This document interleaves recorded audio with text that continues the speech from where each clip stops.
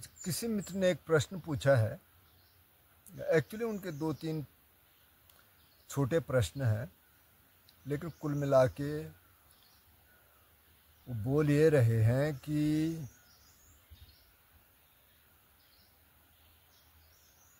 क्या भिक्षु भी किसी तरह की फाइटिंग कर सकते हैं।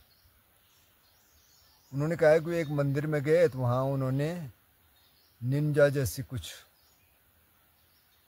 मूर्तियाँ देखी, ड्रैगन की कुछ कलाकृतियाँ देखी,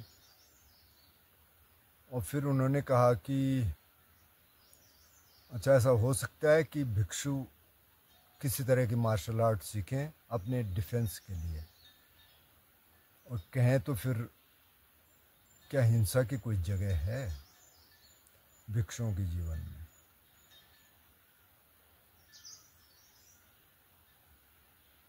तो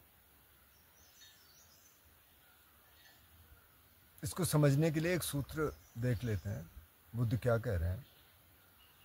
तो जब बुद्ध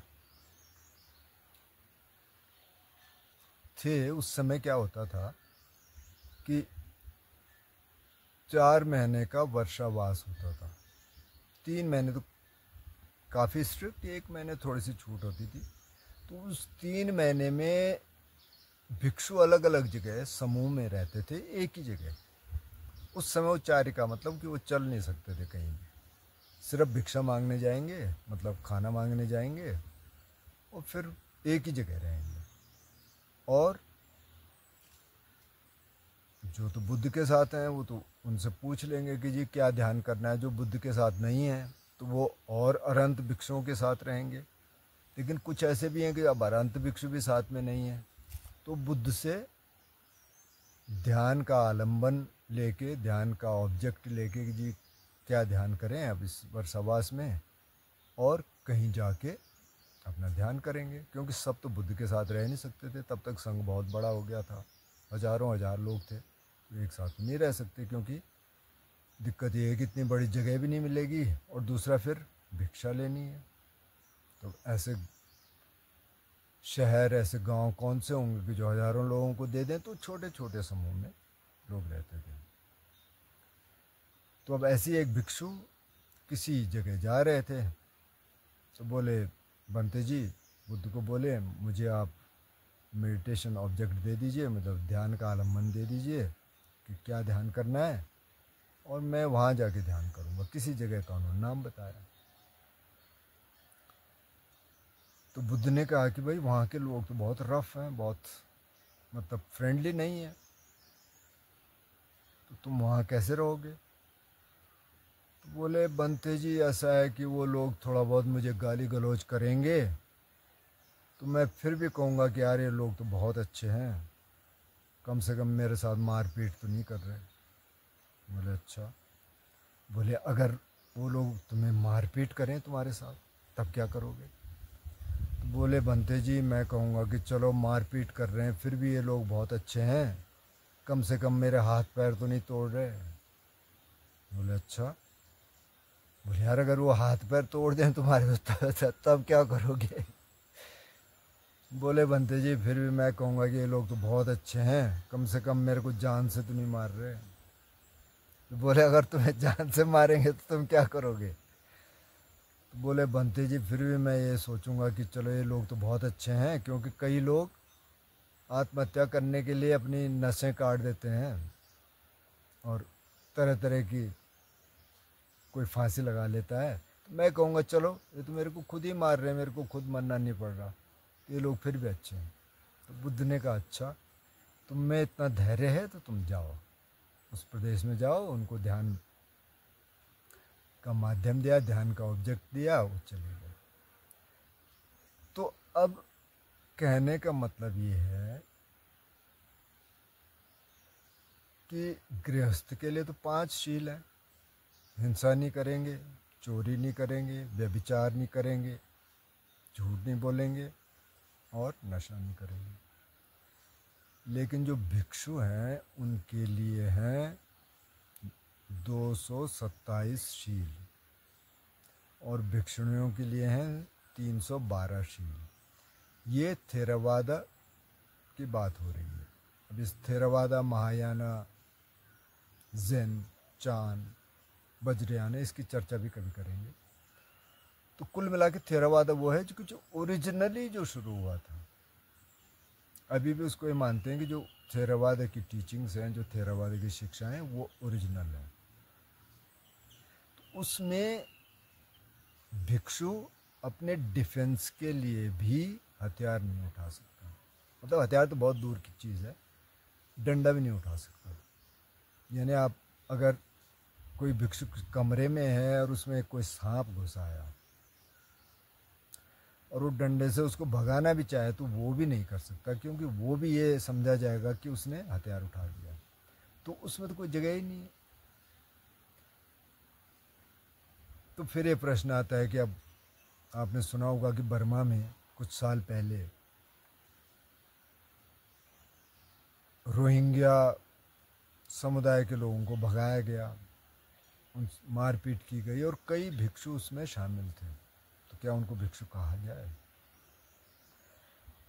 तो थेरवाद के हिसाब से तो जिस दिन किसी भिक्षु ने कोई हथियार उठा दिया, कोई डंडा उठा दिया, उसी दिन उसका भिक्षु का स्टेटस खत्म। और मनुष्य को मारने की तो बहुत बड़ी बात होगी। पशुओं को मारने के लिए भी अगर किसी ने किसी पशु को भी मार दिया तो उसके लिए भी फिर उसको और भिक्षुओं के सामने पहले बोलना पड़ेगा कि भाई मेरे से ये गलती हुई है। और अगर और भिक्षु ये कहेंगे कि भाई ये तो बहुत बड़ी गलती है, तो उसको सज़ा दी जाएगी, कुछ ना कुछ सज़ा। मतलब ऐसे सज़ा नहीं है जैसे कि कोई जेल जाना है, लेकिन उसको कहा जाएगा कि आप दोबारा ये ना करें। लेकिन मनुष्य को मारना या मारने के लिए कहना, तो ये तो अपराजिका है। मतलब कि इसमें भिक्षु वो रह नहीं सकता, उसको चीवर उतार के गृहस्थ बनना पड़ेगा, गृहस्थ में जाना पड़ेगा। तो हिंसा की तो कोई जगह है ही नहीं और कहीं भी नहीं है। लेकिन अब ये जो मार्शल आर्ट वाला कंसेप्ट शायद ये जापान से, चाइना से थोड़ा बहुत आया कि नहीं ये हो सकता है, हम कुंग फू कर लें, कुछ कर लें, कोरिया से। तो वो थेरावादा का ओरिजिनल नहीं है। और अभी भी ऐसा नहीं है कि कोई भिक्षु इस तरह की कोई हिंसा करता हो सेल्फ डिफेंस में भी। तो उसकी कोई जगह है नहीं ओरिजिनली। अच्छा, अब आप ये जो ड्रैगन स्पिरिट की और जो इनकी बात करते हैं, मतलब कुछ कुछ चीज़ें बुद्ध ने कही हैं कि बहुत सारे बीइंग्स हैं, मतलब बहुत 31 लोक की वो बात करते हैं, उसमें एक लोक ये भी है कि जिसमें ड्रैगन स्पिरिट्स हैं और तरह की स्पिरिट्स हैं। वो कहते हैं कि वो बहुत ख़तरनाक स्पिरिट हैं, वो ख़तरनाक भी हो सकती हैं लेकिन वो प्रोटेक्ट भी कर सकती हैं। अगर वो ठीक है तो प्रोटेक्ट भी कर सकती हैं धर्म को। धर्म का मतलब जो ध्यान विधियाँ हैं। तो तिब्बतन यानी वज्रयान में उसको काफ़ी अहमियत दी जाती है। तो वहाँ ये सब है और काफ़ी हद तक है। थेरवाद में उसका बहुत ज़्यादा तो चलन नहीं है, लेकिन जो वो एक शेयरिंग करते हैं, मतलब कोई धर्म सभा हुई, कोई ध्यान सभा हुई, तो उसके बाद एक शेयरिंग होती है जिसका चांट है कि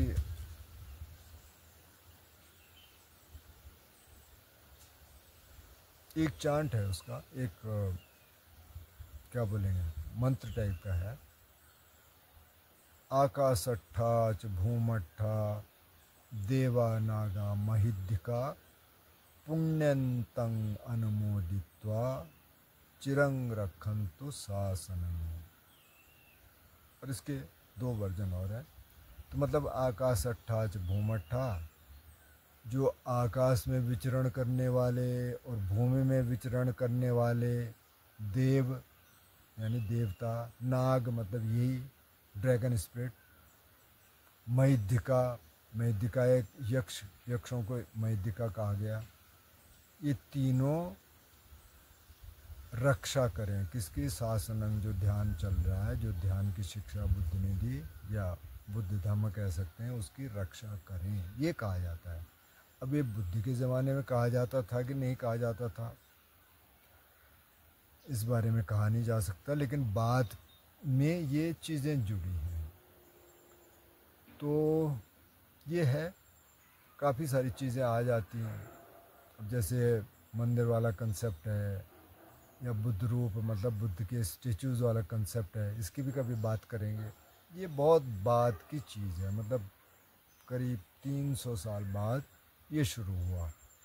तो हर धर्म में कुछ न कुछ आ जाता है, लेकिन ओरिजिनली शायद बुद्ध ने ये कहा कि अच्छा कुछ ऐसा होता है तो आप कुछ चैंटिंग कर लो। उन्होंने कुछ चैंटिंग्स दी वृक्षों को, क्योंकि वो जंगल में रहते थे, हर तरह की चीज़ों का सामना करते थे, उसमें स्पिरिट्स भी होंगी, तो उसके लिए उनको कुछ चैंटिंग दी और वो करते थे। कुछ कुछ चीज़ें हैं। अब जो वज्रयाना है उसमें तो तंत्र बहुत है, तो अगर तंत्र है तो उसमें तो बहुत सारी चीज़ें हैं, बहुत सारी प्रैक्टिसेस हैं जिनको किसी को पता भी नहीं है, और बहुत सारी हैं जिनका पता है, वही मतलब ऐसी चीज़ें हैं जिनको लगता है कि अच्छा ऐसा हो सकता है क्या।